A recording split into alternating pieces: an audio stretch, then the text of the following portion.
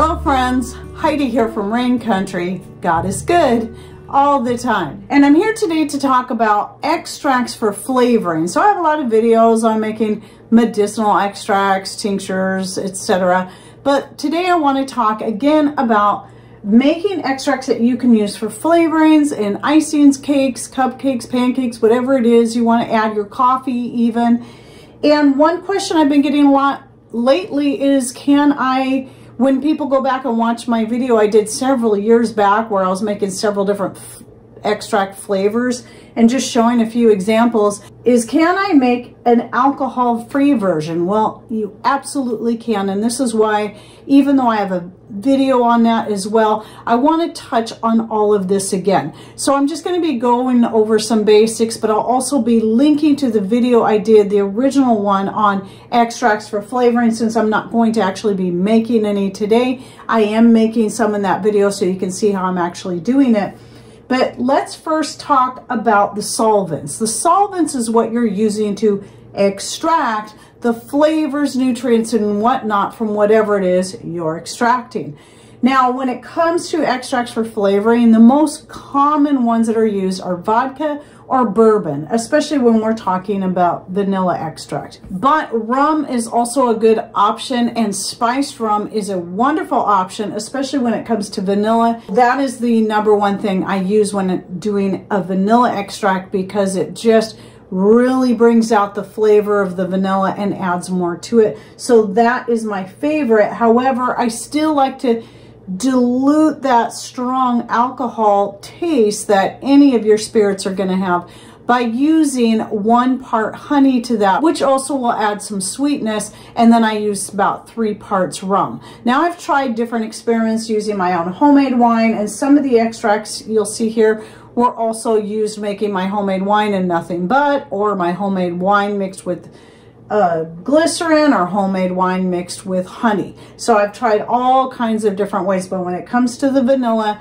the spiced rum is my favorite solvent to use. And again, doing a 3 part of the rum to 1 part of the honey, or you can use glycerin if you don't want any of that honey flavor in there.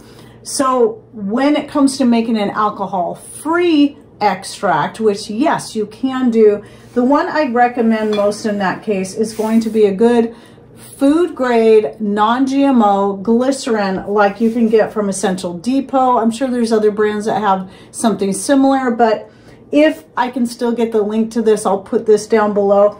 I don't use this one anymore for my medicinal extracts, as those are made mostly with raw honey and homemade wine, but I do recommend this more for the flavorings, just because the nice thing about glycerin is where honey can have its own sort of strong flavor to it, glycerin is simply sweet, and it does not have any other flavors. Kind of like vodka, it has the flavor of alcohol, but that's it. It doesn't have any flavors like your spiced rum would have, or tequila has its own very strong, unique flavor.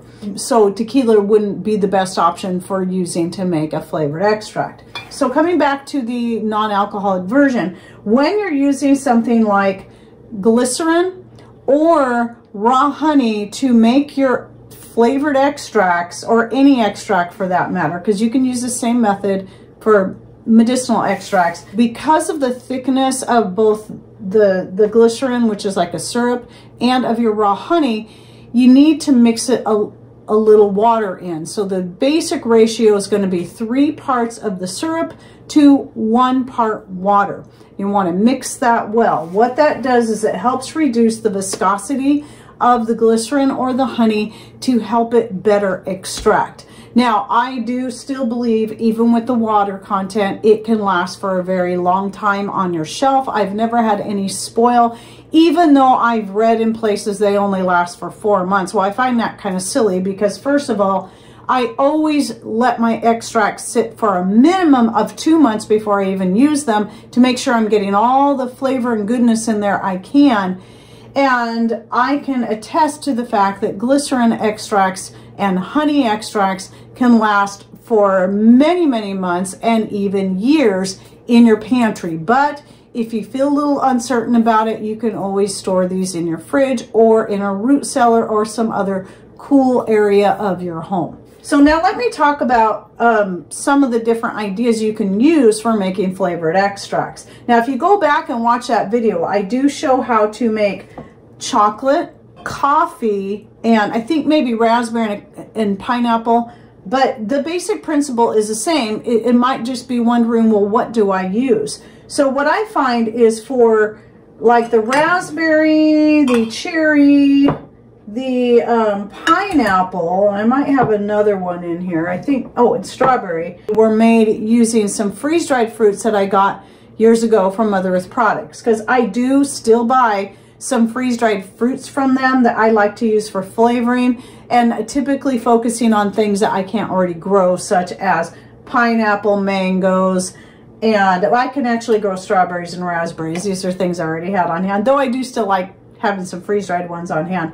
And up until recently, cherries. They do carry all of these in organic now, which is super nice. And so I've just for that alone, I've still been stocking up on those. And I'll put my link down below. You can save 10% going through that link if you're interested in looking into their products.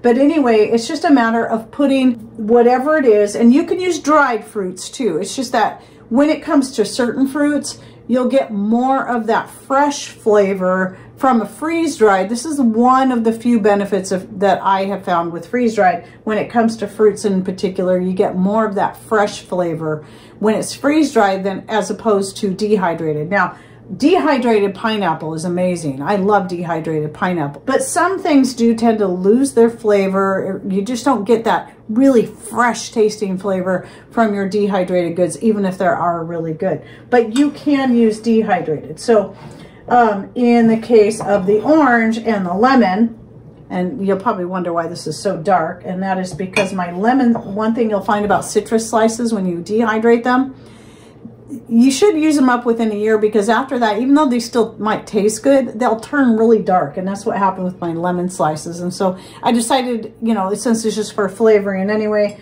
I used it to make an extract. So these were made with dehydrated fruit slices. And that was where I actually left the peels in place. So I just sliced the citrus and dehydrated them and then put them in a jar. I usually use a pint or a quart jar, depending on how much I'm making.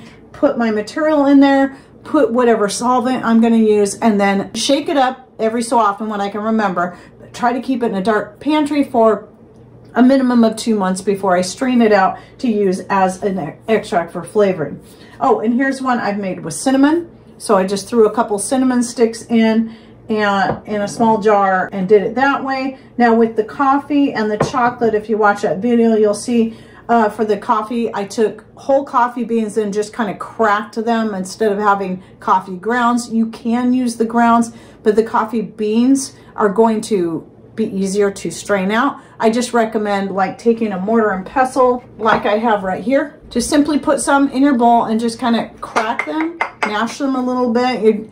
And that way they'll open that up more so you can get more flavor out of your coffee beans. And then for the chocolate, I use those organic chocolate nibs. They're unsweetened pieces of pure chocolate. They haven't had anything added to them, and they're usually broken up in little pieces, and that's what I use to make the chocolate extract. Now there's one extract in here that I did use a fresh material to make, and that was the peppermint, because I wanted to make sure I got a real strong peppermint flavor. However, you can use dried peppermint or any dried herb to make your extract. The process is the same, but if you're using fresh material in this case, you really want to pack it in good, because there's already a lot of water in there, so that's going to kind of water down the flavoring. And though this did turn out pretty good. Now let me talk a little bit about what I have going on back here with this. I need to refill this bottle. And this is, I got this idea from Mary's Nest, though I use a different solvent than she does. This is what you call Perpetual vanilla extract. So it's just a matter of getting a big old jar. This is, I don't know how big this is. It's good. It's definitely bigger than a quart. You can use a quart jar, you can use a half-gallon jar, and you just put a whole bunch of vanilla beans in there. I don't know how many I have in here now, because once in a while I might go add another bean or two to it. And then you fill it up with your solvent, And then what you do after it's sat for 2 months and you're ready to start using it, every time I go to refill my jar, like my little bottle right here, so I'm going to pour it off of this, then I'm going to top it off with my solvent. In this case, 3 parts spiced rum to 1 part raw honey. And I top that back off, and then by the time I get to the bottom of this, this thing has been infusing for at least 2, 3, 4 months. And so it's good and strong again. And like I said, every so often, maybe every few times that I refill this bottle, I might add a fresh bean in there. Now, as far as the vanilla beans go, I have several vacuum sealed quart jars of vanilla beans. So every time I'd get more vanilla beans, I'd add them to that jar, vacuum seal it, and then once I got the jar full, then that one would go to the back of the jars I have. I think I have 3 full quart jars. And then I'll start working through the oldest one, taking a bean or 2 or 3 out at a time. And then I reseal that jar. That way I don't have to keep them in the freezer, and that keeps them nice and fresh and soft so they don't get real hard like vanilla beans can do if they're exposed to the air. And so that's how I do that. Again, the solvent you choose to use, some people simply use bourbon or vodka, nothing, and you know, they don't add honey or glycerin or anything, but that's also an option. I think one of the very first videos I have out on making vanilla extract, I was doing 1 part glycerin to 1 part spiced rum. And that turns out pretty good too. So the glycerin helps reduce the alcohol in it and adds a natural sweetness to it, but you still have that alcohol that's going to also help it preserve forever. Even though I think the glycerin keeps it preserved for a very long time, you don't have to add the water. But obviously, if you're trying to look for a completely alcohol-free version, that's not going to be the method. You can do the same thing with the vanilla extract using the glycerin, 3 parts glycerin to 1 part water. And that will work with any of your extracts, be they for flavoring or for medicinal uses. And again, however you use your flavorings are up to you. The main reason I hardly ever actually use these, vanilla is the one I use the most. Part of it is because I tend to forget I have them. I try to remember, but if I'm going to use them, they're usually something I will add to a homemade icing or some kind of bread or pancake or whatever. But this can be a good option if vanilla beans are almost impossible to find. Part of the reason I came up with this idea was because the cost of vanilla beans had really jumped up, and so I thought maybe I should look into some of the other ideas to use for flavoring where it doesn't have to be vanilla. So that's why I started just playing around with these different ideas. So anyway, I hope that helps. And again, I'll be linking to the videos, the older ones I have out where I show me actually making like the coffee, the chocolate, and some other extracts. And then the other one where I show me making an alcohol-free extracts. And I believe that one I'm showing maybe raspberry, orange, and something else I don't recall. So you can check those out and just actually see the process if you need that. But anyway, I hope that does help answer some questions and helps you just to learn, be creative, and come up with your own ideas. Oh yes, I forgot. I even made a pumpkin pie extract, and I think I have a separate video on that too. And just being creative, because someone was wanting to know, how do you make a pumpkin pie extract? And it's like, well, let me see. Dried pumpkin and some spices and threw them in there, and that's another option too you can use to add to your coffees, hot chocolate. All right, any thoughts, ideas you'd like to add, please share those in comments down below. And thanks for watching. Take care and God bless.